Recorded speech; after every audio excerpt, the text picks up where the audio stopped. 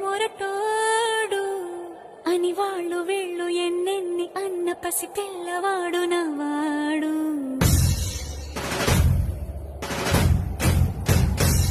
విడుముండోడు అని ఊరు వాడ అనుకున్న గాని మహారాజు నాకు నవ్వాడు.